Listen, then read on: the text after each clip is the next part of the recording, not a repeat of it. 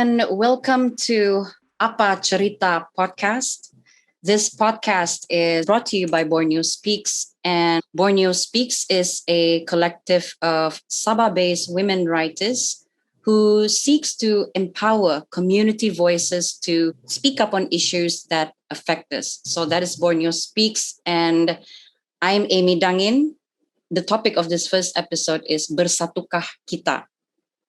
We Sabahans swear that we are the most united, most harmonious state in the country, most racism-free state in the country. But are we? Bersatukah kita?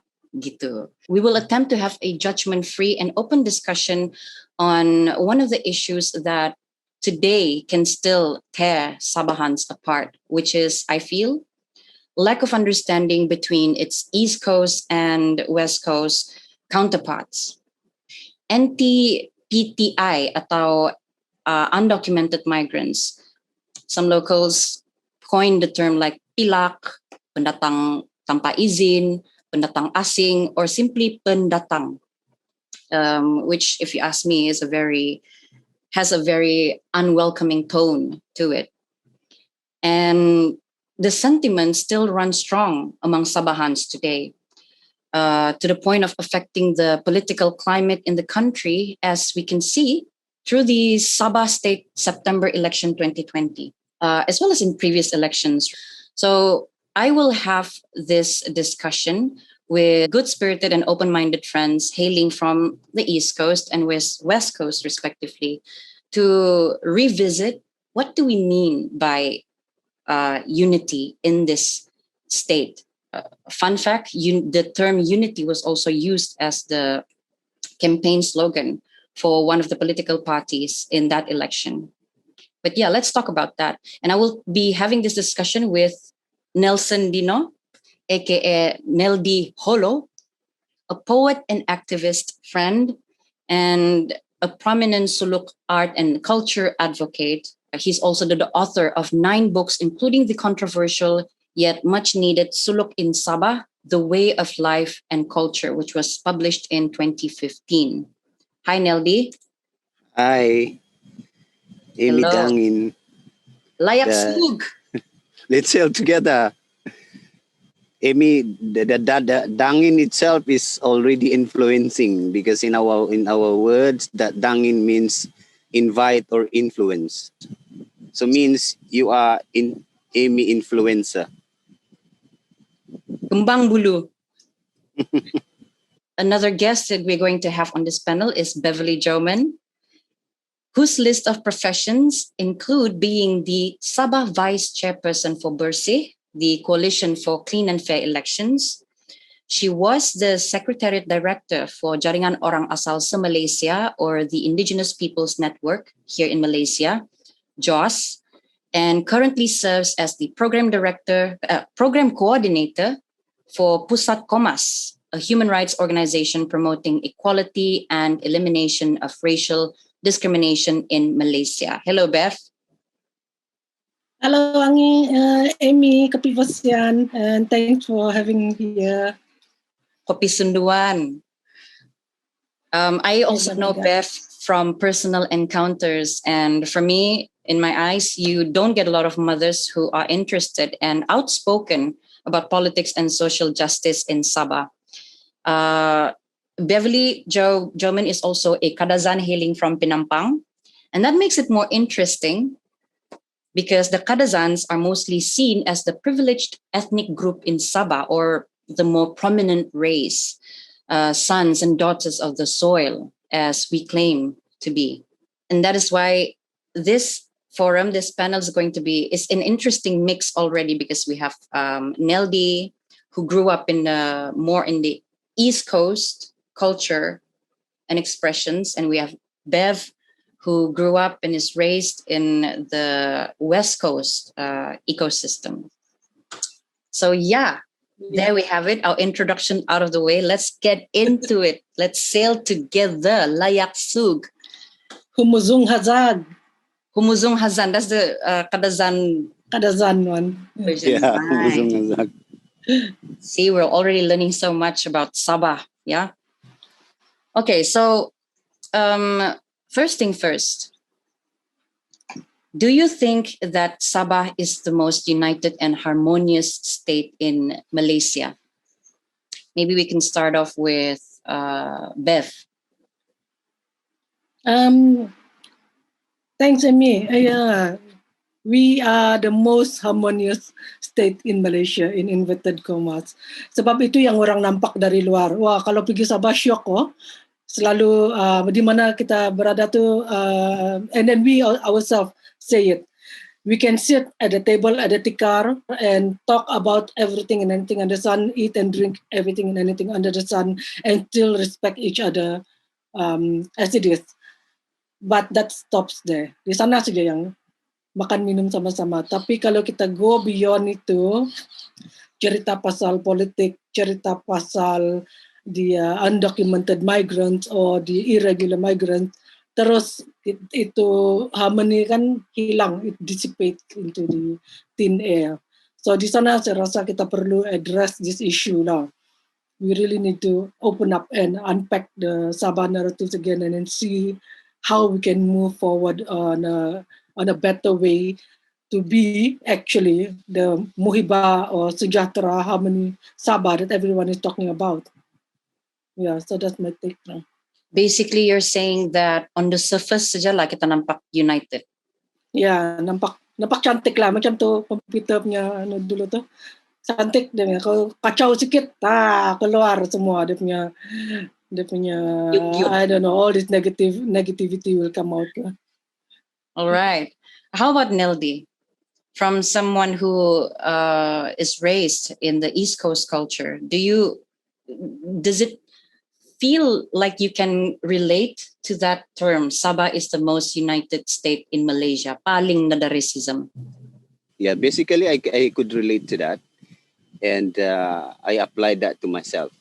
Aku merasai itu, dan dalam proses aku membesar dalam masyarakat, itulah yang aku rasakan. Walaupun perkataan harmoni itu aku tidak tahu mengejanya dulu, dan aku tidak tahu adakah harmoni itu bahasa Melayu atau bahasa Inggris, tapi aku merasainya dalam satu community.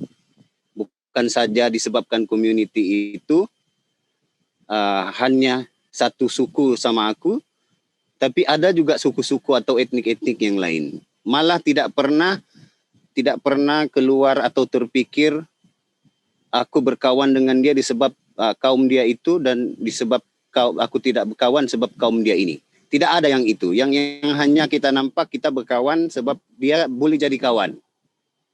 Tapi pada masa-masa yang sudah moden ini, orang yang sudah banyak dididik, bagi aku kalau aku merujuk pada my childhood days yang pada awalnya aku merasai perkara harmoni ini sangat sedap.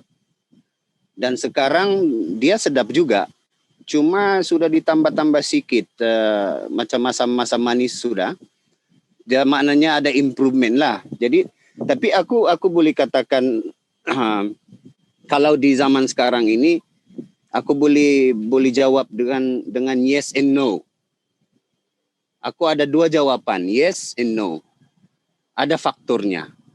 Jadi biar aku sebut dulu kenapa yes, kenapa ya kita harmoni.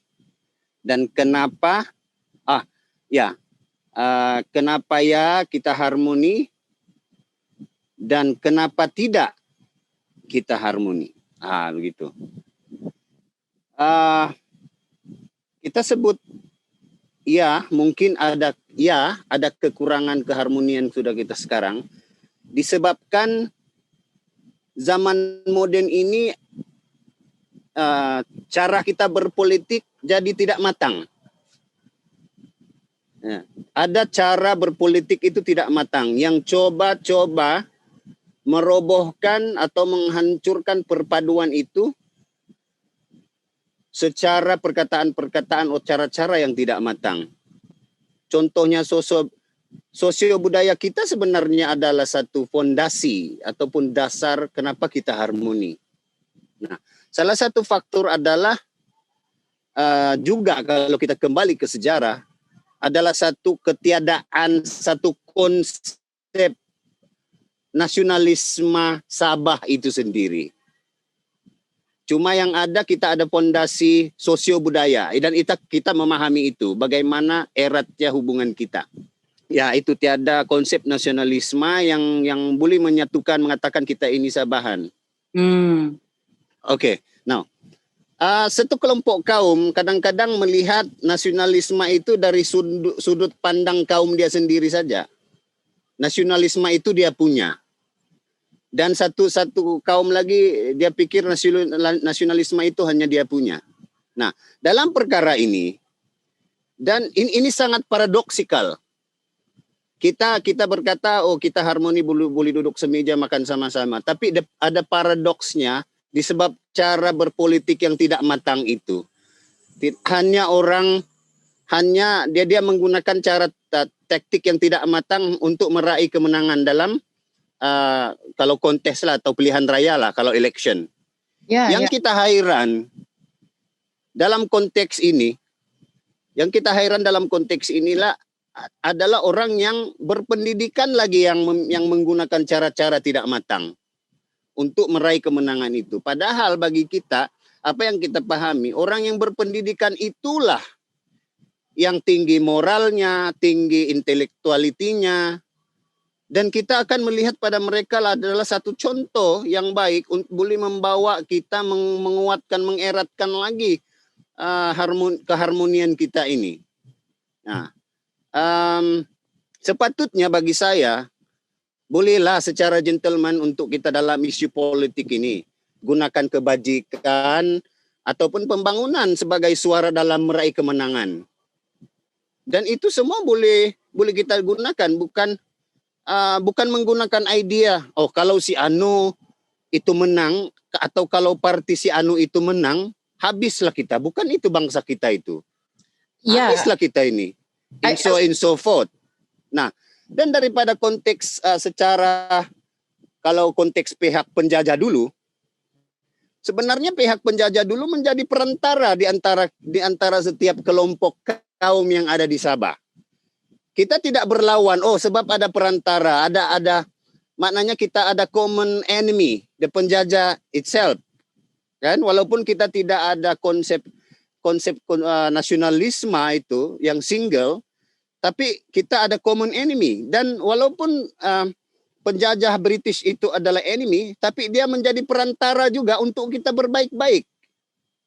Nah, maknanya, kenapa perlu ada orang lain jadi perantara untuk kita harmoni? Padahal kita ada dasar atau fondasinya yang kita panggil sosio budaya. Nah, dan penjajah jugalah yang menjadi dalang atas kesatuan dan juga perpecahan. Maknanya penjajahan itu yang menjadi dalang kita berpecah dan kita bersatu. Now, ada jawaban aku yang no. No, tadi itu yes and no. Dan nanti biarlah kita pikirkan itu. Yang penting jawaban aku yes and no. Maknanya ada dua-dua sekali. Tapi disebabkan ada zaman-zaman dia. Nah, kenapa no? Sebab kita sebagai Sabahan, kita yang kita sebut kita masih ada kubu kuat. Kubu kita sangat kuat. Atau dasar yang kuat dalam konteks sosio budaya yang kita sebut tadi. Yang sebenarnya adalah yang mengikat kita. Yang menjalin hubungan kita dengan baik melalui perdagangan. Contohnya tamu, kita berdagang di tamu. Kau makan ikan, aku kasih kau ikan. Aku mau makan ubi, kau kasih aku ubi. Dan itulah perdagangan, pertukaran barang, dan perkawinan. Itu penting sangat perkawinan. Walaupun dalam setiap kaum itu sudah ada yang jadi muslim, ada yang bukan muslim. Tapi agama tidak menjadi satu masalah tentang isu-isu ketidakharmonian. Sebenarnya kita tidak pandang pun dia agama apa. Yang penting bagi kita itu dia itu dalam konteks sosio budaya, dia itu keluargaku dan sedarah dengan aku, anak buahku, nenekku, atukku sudah menjadi keluarga walaupun lain bangsa. Cuma ada perubahan-perubahan agama dan memeluk ini dan memeluk itu. Nah, kenapa kenapa aku kata tidak ada isu dalam agama? Karena sikap kita yang saling menerima kepelbagaian keimanan. Yeah. Actually, I Ah. wanted to say earlier on, even in my own experience, kan, growing up, betul.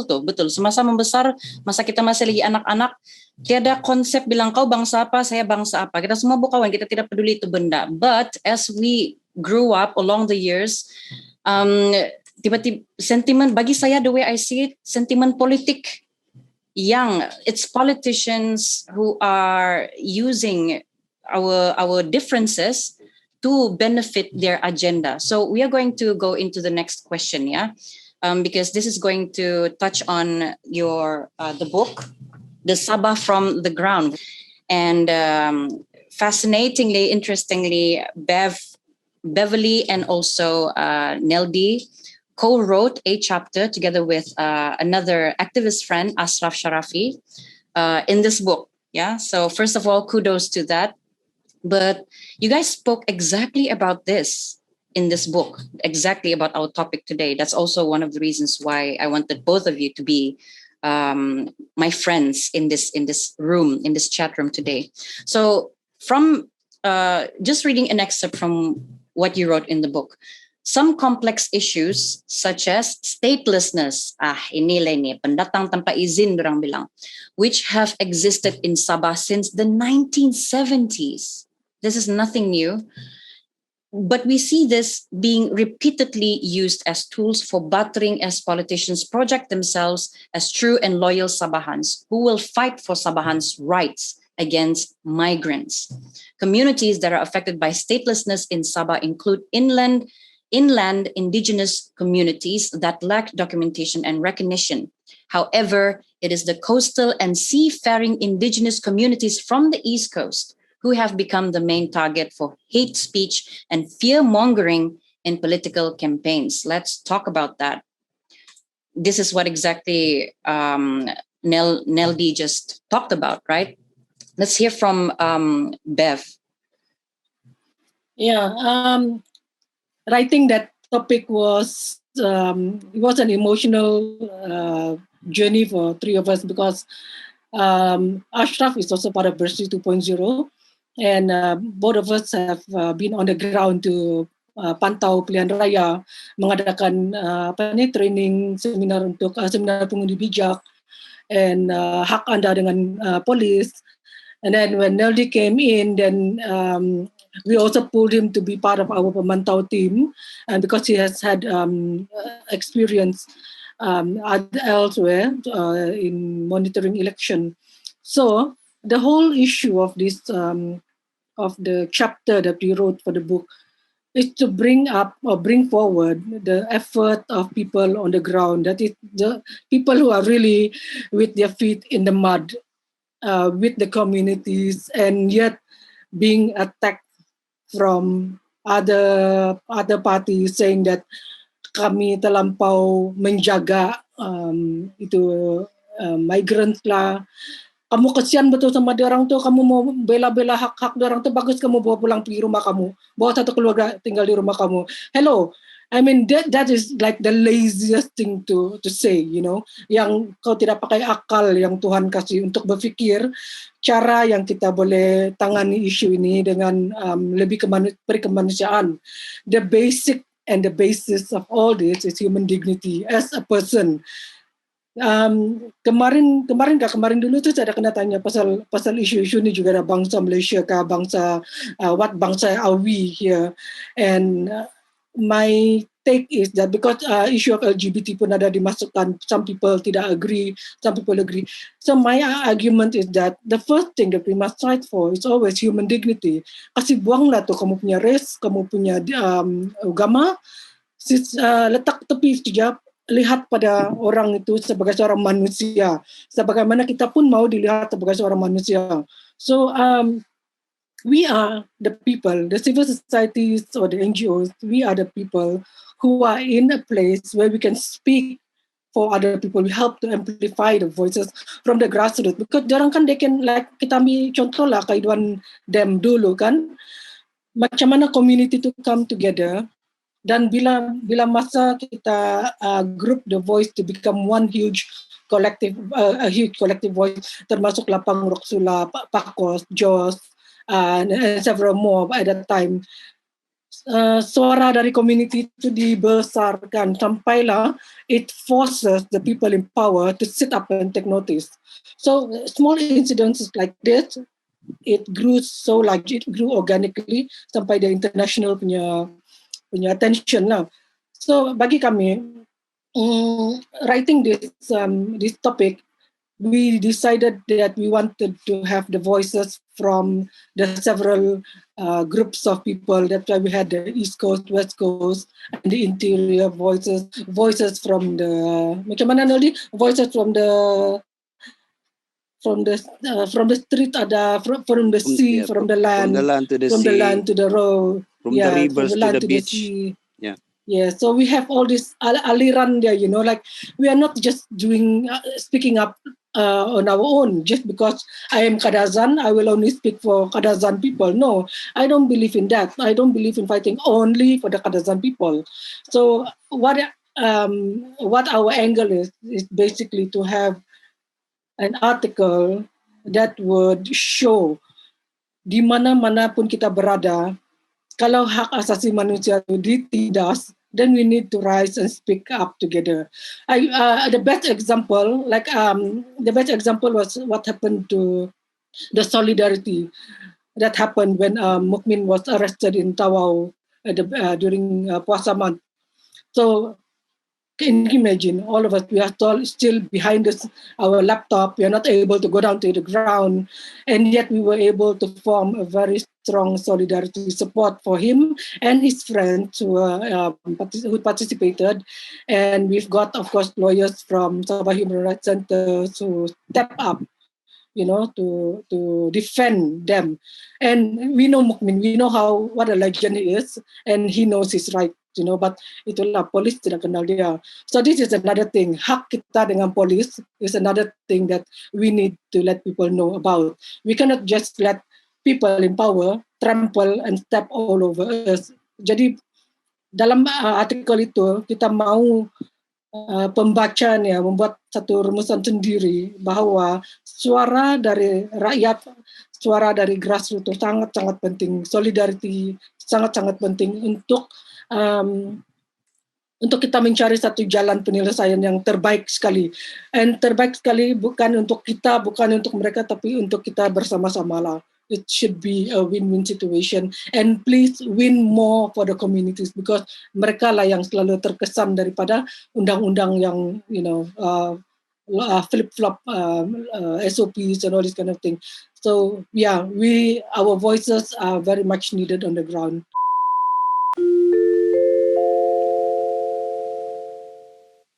Thank you for listening so far. The podcast will pause for a bit and continue after this message. Thank you for watching, and Borneo Speaks would just like to thank Article 19 and Voices for Inclusion for the time and trust that they have given in helping us make this initiative happen. Borneo Speaks is glad and thankful that we collaborated and looking forward to future collaborations. For the rest of us, if you haven't done already, do like and follow us, Borneo Speaks, on Facebook and Instagram, and have a look at the kind of work that we do, which you can only hope will be helpful to our community. Stay safe and stay curious, and stay tuned for more from Borneo Speaks. On the ground. Yeah, and Bev, you mentioned a few golden nuggets actually in your kupasan sebentar tadi, and I picked up human dignity. Human dignity itu macam it feels lost. Saya kasih tahu kanan bangsa kamu, tadi nga saya tidak kasih tahu bangsa saya. I am half Dusun and half Toraja. And Toraja kalau di Sabah ini kebanyakannya di East Coast lah kan, soalnya di Tawau lah ramai orang bilang. Tapi sebenarnya di KKN pun ramai juga. Just that we never have enough avenues, ruang begini untuk kita bring up all these topics. So I could never relate to that sentiment that politicians play. It's Sabahans, original Sabahans versus the migrants. I could never relate to that. To me, from the bottom of my guts, I can feel that doesn't feel right. That sentiment feels so inhumane. And Yes. growing up generally, we can see that happening. It feels like there is racial preferences. Okay, racial preferences when you deal with authorities, for instance, or getting education or job opportunities. There is racial preferences. Kalau kamu bangsa terapela bilang kada zandusun saja. Cina pun lagi kena prefer, like macam daripada kalau kau Suluk, let's say, atau Bugis, let's say. Toraja lagi lah, macam belum lagi kena acknowledge. Padahal, ramainya sudah third generation Toraja di Sabah ni. So, speaking of that, racial preferences in dealing with the authorities and job and education opportunities. I want to bring us to an incident which happened to Neldi, not really recently lah, but I think this was last year, where ada satu kejadian ni, yang mana Neldi was framed as a man guilty of posing a death threat to a man who had been actively advocating hatred towards migrants through his Facebook account at that time. So that person who tried to frame Neldi was coincidentally also a KDMR. And I want to bring this up because there are quite a number of konon, I wouldn't say konola, but they call themselves advocates of Sabah for Sabahans. And it's so important because OAS gitu. Apa tuh? OAS, orang asal Sabah. Orang asal Sabah, original Sabahan dibilang kan. Yeah. So it's for me the way kalau saya baca komen-komen di Facebook bila melibatkan tentang isu-isu, tidak payahlah bilang kalau itu isu atau kejadian adalah specifically about anti-migrant atau anti-pendatang punya element. It could be any issue, but people will put racial sentiments into it. And if you read the comments, it's scary. For me, it's scary and it's getting so dangerous. So saya mau tahu kenapa masih begitu ramai supporter. There is vast support in people advocating for this dangerous sentiment of using fear tactics, using the sentiments to fear monger among locals that, hey, nanti your beloved state kena ambil nih oleh pendatang. So and that's how we can understand that the locals or these NTPTI tribes boleh ada itu perasaan takut, right? So, and I know Neldi was personally involved in that. Can you share with us, Neldi, if you don't mind, what was your takeaway from that incident? I know that incident traumatized you. It traumatized us. I mean, as friends, we were all putting ourselves in your shoes and like, no way. But from your personal experience, I think it would be valuable for you to share with us. What was your takeaway from that? Yeah, with that incident, basically, it has had effect emotionally, mentally, of course, physically, because me physically ada sleep disc. You know, sleeping the cement itu is not really good for my sleep disc. And then the mental torture, you know, and until today, and every time it's always hunting us psychologically, mentally. And then the take that I came out is to continue telling the truth. That's the take I learned. Because there's no single person or leaders or human in this world doing telling the truth that are not hated or persecuted by tukang-tukang jerit. Dan sebenarnya yang tukang-tukang jerit itulah yang tidak memahami tentang fiber or the fabric of the community in Sabah itself. Now, aku selain the take that I learned from that incident, keadilan itu bukan disebabkan kita ini satu bangsa, dan keadilan kita tidak berikan kepada seseorang itu sebab kita bukan satu bangsa. Maknanya kita perlu melihat keadilan itu daripada kebenaran, the truth itself. Bukan disebabkan sudah ada di belakang kita punya pikiran, dia ini saja yang ada kapasiti buat begini sebab bangsanya buat begini. Jadi maknanya kita sudah kena frame disebabkan kaum kita. Tapi tidak pula dilihat juga bangsa dia pun di frame juga.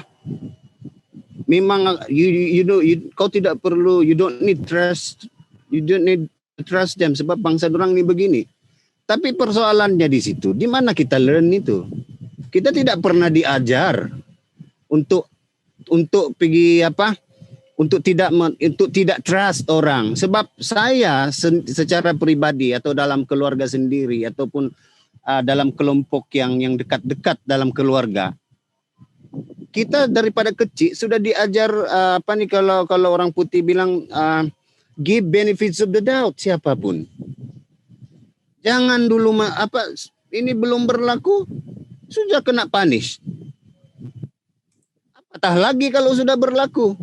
Walaupun kejadian atau insiden itu sebenarnya yang dituduh itu bukanlah orang yang membuat. Dan perspektif perlu dilihat, dia pun itu dianiaya. Tapi itulah aku tidak tahu bagaimana dorang melihat kebenaran atau keadilan ini atau apa, keselamatan ke apa.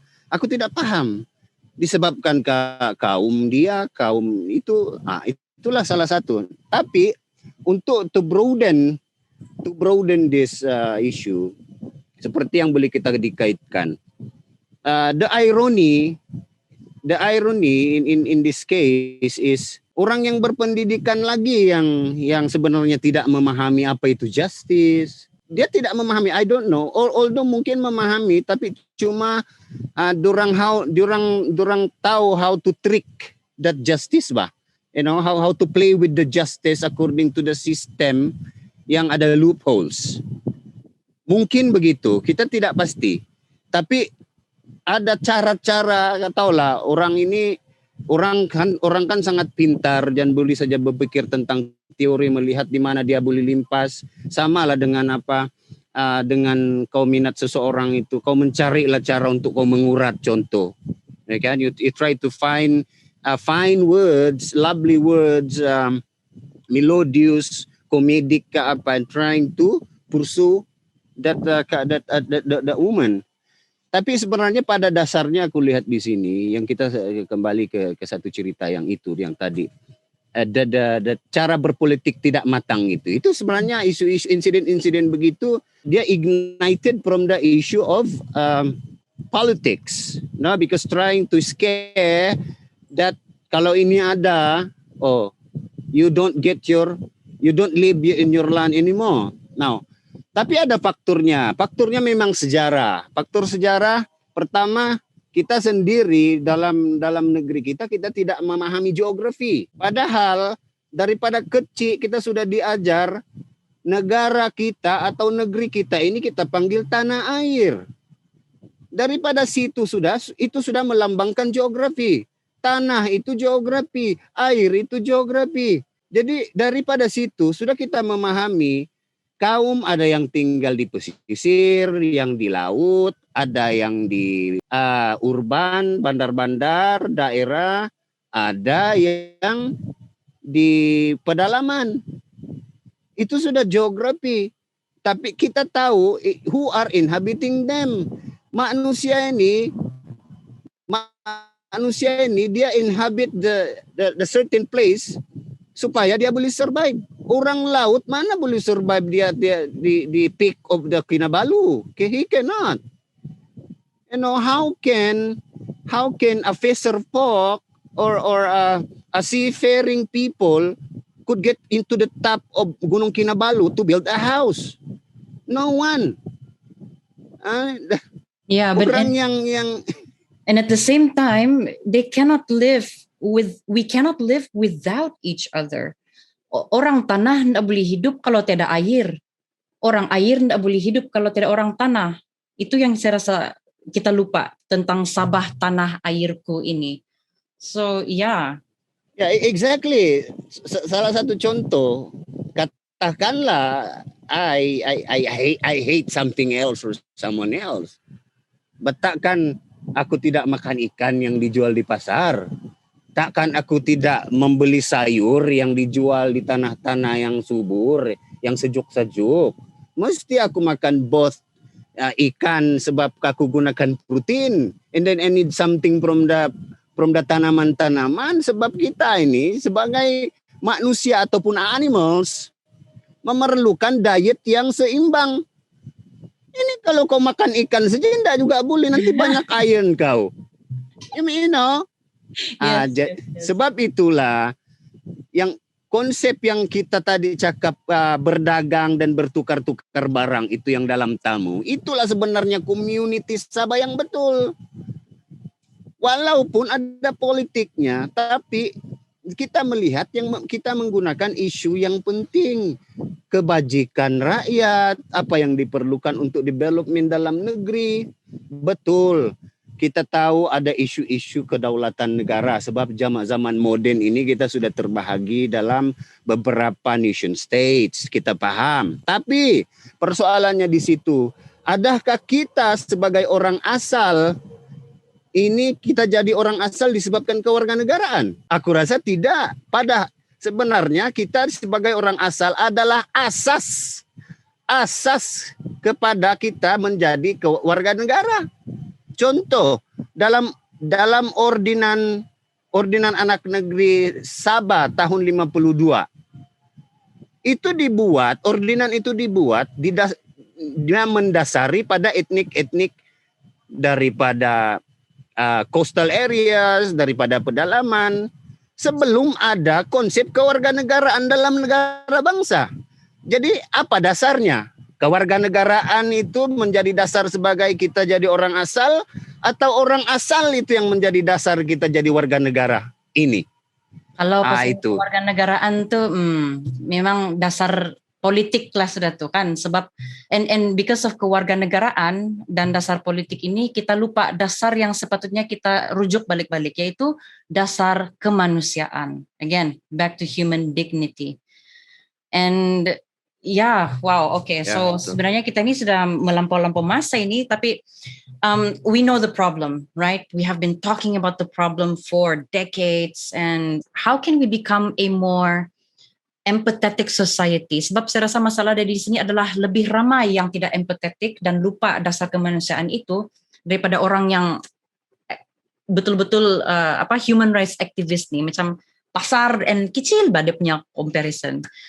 Or even let's go back to art and culture lah kan. The things that brings us together, art and culture that never fails, I feel. To unite us.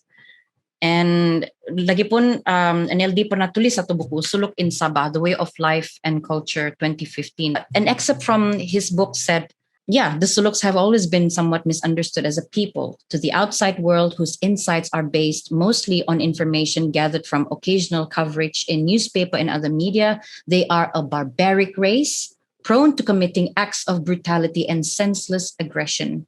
And in Sabah, even though they are legally natives, the Suluks are still seen today as sort of enemies of the society, stereotyped as potential troublemakers. I was saying this, saya bilang kita punya culture di sini Sabah nih kan, kalau apa-apa saja jenayah yang berlaku kan, orang apa tuh? Nah kan saya bilang, pilak. So how do we overcome this mentality? Sebenarnya the purpose of that book, it's a counter narrative to what did you mention from the from the excerpt that you got from the book. It's a long project. I wrote the book before it was published in 2015. I wrote that about year 2000. So the process was 5 years. Wow.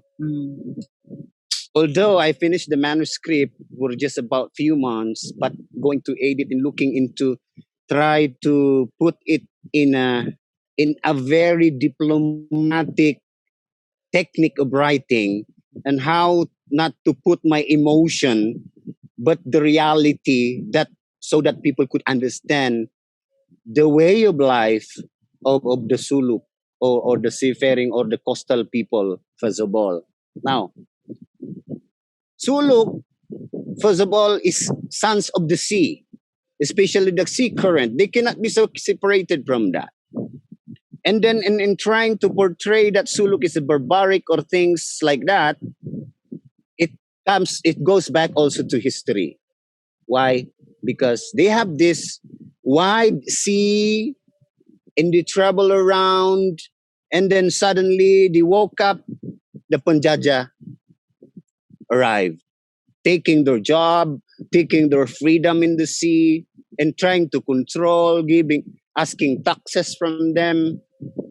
So they have been fighting for that rights as a human living in that territory. It's not that they don't allow, they do.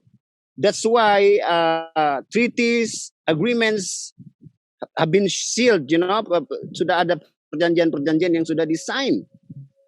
Tapi disebabkan sejarah penentangan penjajah itulah yang kita warisi sampai sekarang, yang kita melihat orang Suluk itu seperti begitu atau seperti itu.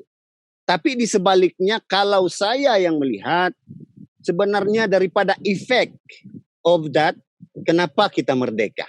Sebab kita mau bebas.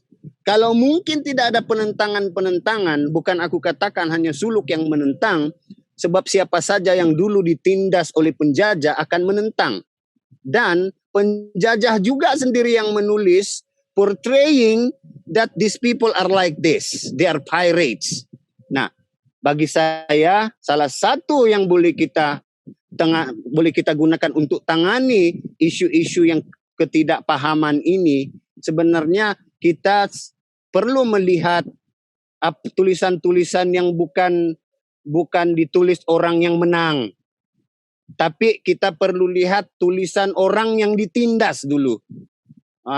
Sebab selalunya dikatakan sejarah ditulis oleh orang yang menang. Itu sebenarnya bohong. Itu ditulis orang yang takut. Orang penakut. Tapi kita perlu sekarang membuat satu tulisan ditulis oleh orang yang ditindas dan melawan. Bukan melawan bukan istilahnya kalau aku melawan aku perlu tampar, tidak. Maknanya aku melawan aku perlu berkawan. Sebab kita sudah diajar, ada hadis Melayu ataupun pepatah Melayu, tak kenal maka tak cinta. Jadi sebab itulah terbitnya buku itu, supaya mulutku tidak penat bercakap. Sebab buku itu sendirilah yang akan bercakap pada orang yang memahami, dan kata-kata di situlah yang boleh berkomunikasi dengan si pembaca. Dan salah satu lagi yang boleh kita buat, ya perkara psikologi manusia ini sebenarnya kita tidak boleh secara macam magic zap dia berubah, tidak. Ini menggunakan knowledge, menggunakan pemikiran-pemikiran, teknik-teknik yang kita perlu tulis. Cara kita tulis itu bagaimana, ini semua kita pandai-pandailah mengubah dan membawa agensi-agensi kita yang melihat pada satu dasar kita yang kukuh, kita sebut tadi itu dasar sosio-budaya. Sebab daripada dasar sosio-budaya itu aku tidak ada lihat kita bergaduh di situ ataupun menjadi sebab kita bergaduh.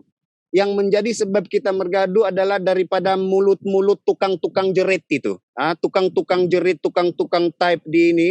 Padahal kalau in person tidak pula begitu. Maknanya bertapuk kita di sebalik nama yang kononnya berani, tapi sebenarnya in person kalau berjumpa baik pula. Boleh lagi spend kita beli itu beli itu nasi ikan rebus. Belikan, mari spend kita. Nah, jadi cara kita nanti kita perlukan salah satunya mungkin kita buat secara fondasinya, dasarnya kita boleh buat satu makalah kah, tulisan tentang sosio budaya, seni, More documentation lah kan or on basically. documentation ya. Dan kita libatkan religious agencies, ethnic organizations. We can do exchanges that different ethnics that we could learn its culture in arts.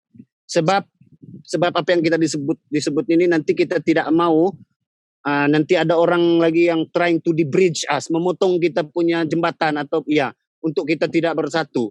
Padahal itulah dasar yang kita ada dan fondasi kita. And then teruskan bercakap, teruskan menulis, teruskan perbanyakkan audio. Dan audiensnya, the audience bukan saja orang yang berpendidikan, tapi orang yang berilmu. Berpendidikan dengan berilmu lagi masih tidak sama. Di orang kampung yang ada di pedalaman kah, di kampung-kampung tepi laut kah, dorang berilmu walaupun dorang tidak dididik dalam sistem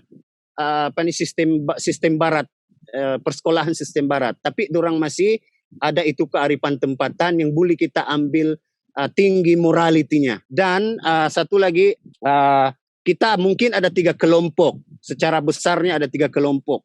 Kelompok massa yang majoritinya yang banyak diam, dan kelompok berpendidikan yang tidak sukakan kemanusiaan untuk orang lain, tapi kemanusiaan untuk dia. Ada satu kelompok yang educated, tapi dia maukan hak asasi itu untuk semua, ataupun dasar-dasar kemanusiaan itu untuk semua. Bukan dasar kemanusiaan, ini human rights aku sebab aku ini pun manusia, aku saja. Dan maknanya dia tidak melihat dasar hak asasi manusia atau kemanusiaan itu pada kemanusiaan itu sendiri. Dia hanya melihat kemanusiaan itu pada dirinya sebab dia manusia. Itu saja. Yeah, thank you, Neldi. Very detailed explanation there. To Beverly, macam mana kung kita mo kasi hilangin ni sentiment anti-pilak di kalangan community Pantai Barat Sabah ini. Because you get what I mean when I say that, right? Yeah. I know we laughed when we talk like this, Amy, when we sort of like imitate people who ask us, why are you fighting for them? Buat apa kamu dapat? Kamu kena bayar kan nih? Siapa bayar kamu? Siapa tanggung kamu? So these are the questions that people have always been asking. Are you being paid to defend these people? I said, kata ka, aktivis lah paling miskin selalu. Kalau di career line tu, activists don't make money because we are not in it for money. We are in it because of human rights, basic human rights. And Malaysia is already party to the United Nations. Berapa lama sudah, bukan baru join. Sekarang yang baru-baru ni pun Malaysia has submitted, Malaysia is vying for the Human Rights Council punya chair, So we are trying to say that if the government of Malaysia today want to do it, go ahead, by all means, do it.